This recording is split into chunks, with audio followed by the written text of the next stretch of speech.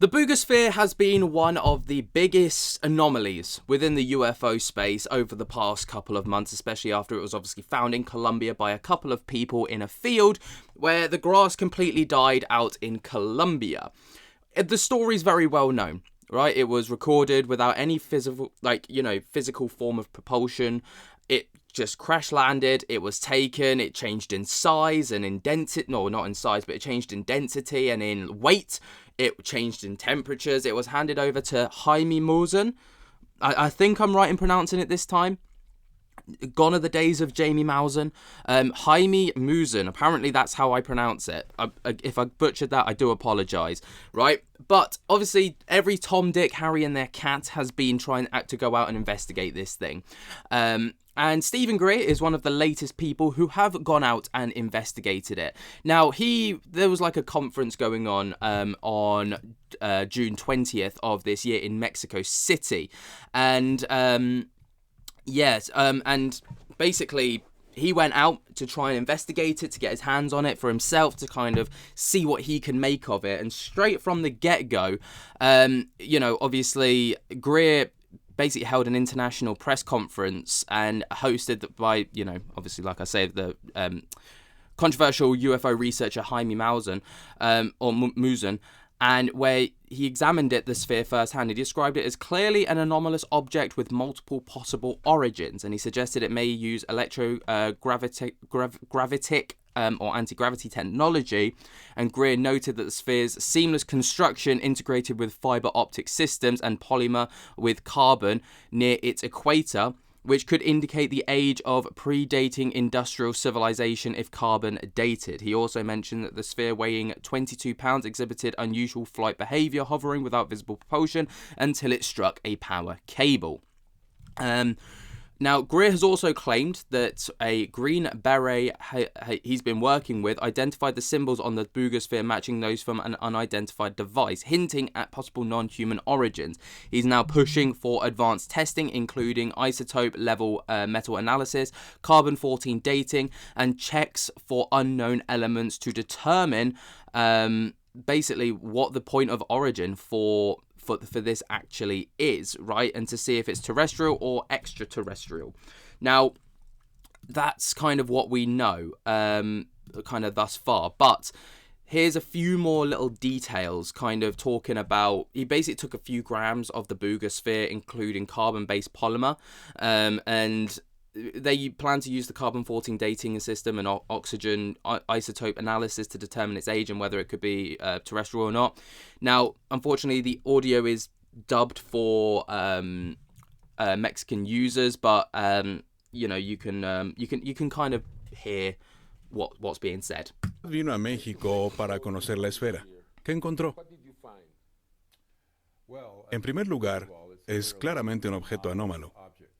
Y lo considero como algo con múltiples posibilidades de origen. Pero creo que antes de sacar conclusiones, estamos realizando algunas pruebas. Trajimos a científicos muy competentes para que investiguen la metalurgia, la composición del metal a nivel de isótopos, lo que nos permite determinar si proviene de la Tierra o del espacio exterior. Hay maneras de hacerlo mediante isótopos. La otra es que en la esfera de Buga, alrededor del ecuador, hay agujeros y manchas oscuras que contienen un polímero. Y este polímero contiene carbono. Por lo tanto, vamos a realizar pruebas de carbono 14 de última generación para determinar su edad. Por ejemplo, podría tener 2000 años. Y si ha existido durante tanto tiempo, es anterior a cualquier posibilidad de que sea un objeto moderno creado por el hombre.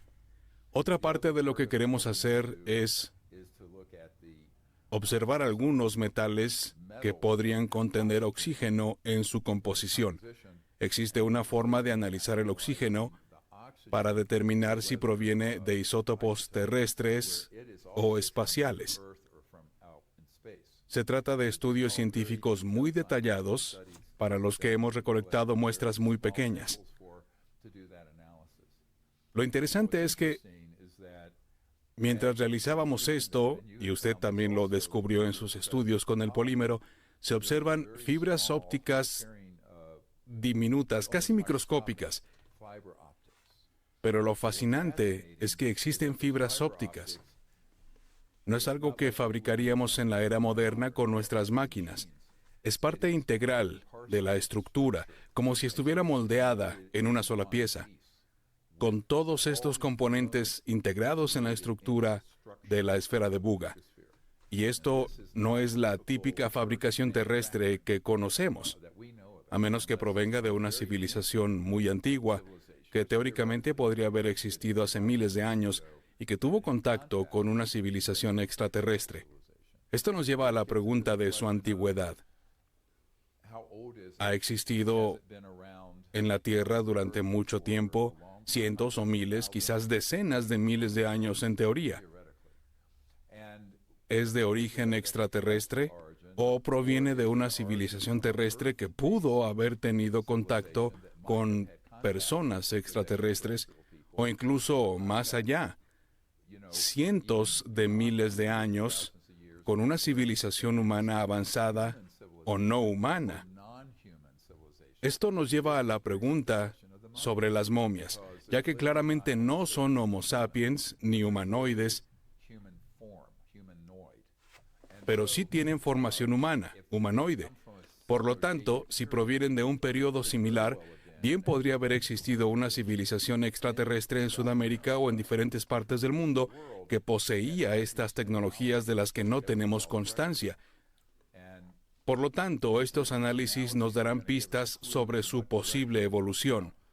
Ahora, claramente, la forma en que giraba, estoy convencido de que esos videos son legítimos, pesa unos 10 kilogramos o 22 libras,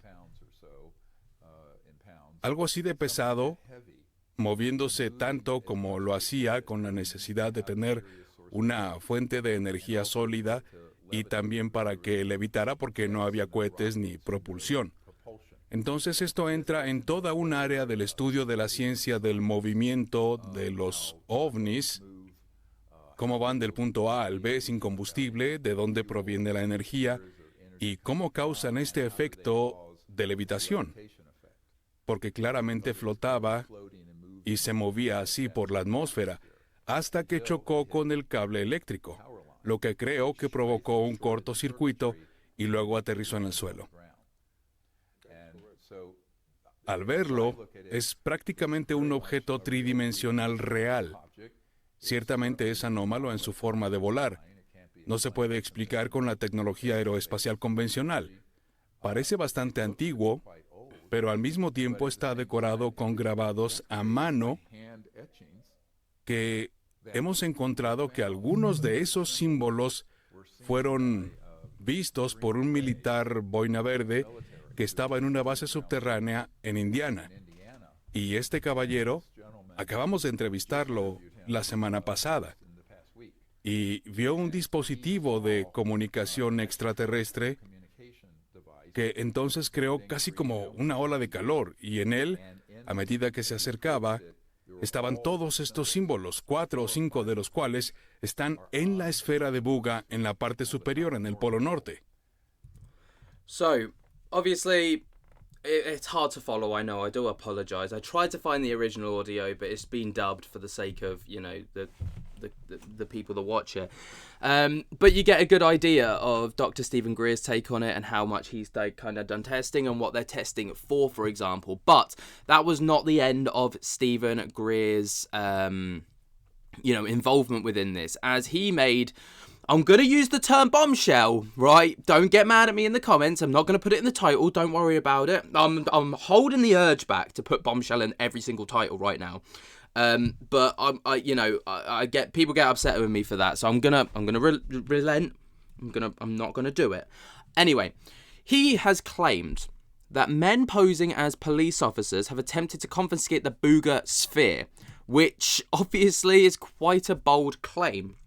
So he's claimed that an attempt was made to steal the Buga sphere from the vault in Mexico City, where it was being stored for scientific analysis. And according to Greer, fake policemen tried to access the vault, as reported in a statement he made during the June 2025 conference, and in subsequent posts made on X. And he suggested this incident underscores the sphere's significance and the need for heightened security, noting the samples from the sphere are being tested in a state-of-the-art lab under close monitoring to prevent interference.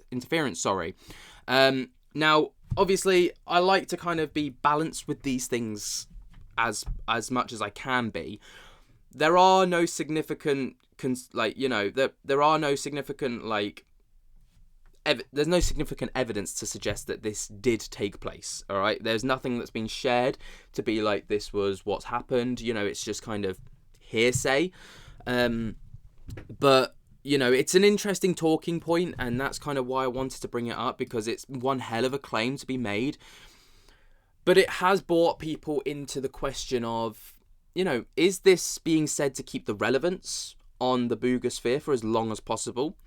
Is there being money injected into this by keeping it relevant? I don't know. It's a really difficult one, because this could have actually happened, for all we know.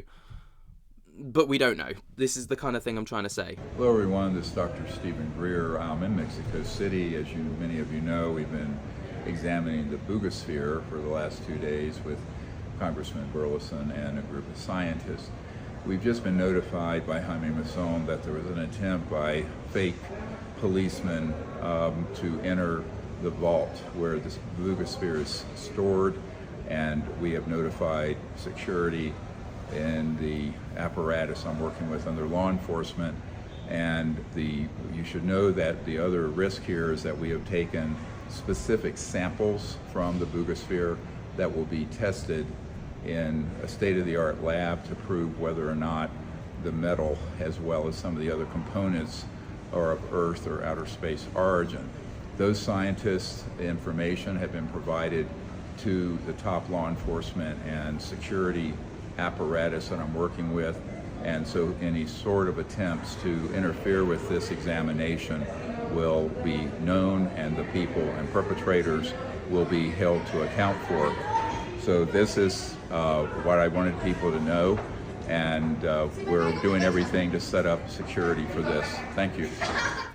Interesting, isn't it? Very interesting claims being made. Obviously, no proof has come forward to suggest that this has actually happened, but we'll just have to take the guy at his word, which some people admittedly do struggle with, because ultimately this isn't the first time that claims like this have been made without, validation and significant backing. What do you guys make of it? Let me know your thoughts and opinions on Steven Greer's involvement within the Buga sphere. Do you think the Buga sphere is even a thing? Do you actually... Well, it's obviously a thing. It's a physical thing. But is it, extraterrestrial like everyone's suggesting? Or is it just, let's not forget that, the people involved aren't exactly the most reputable of people, as harsh as that may come across.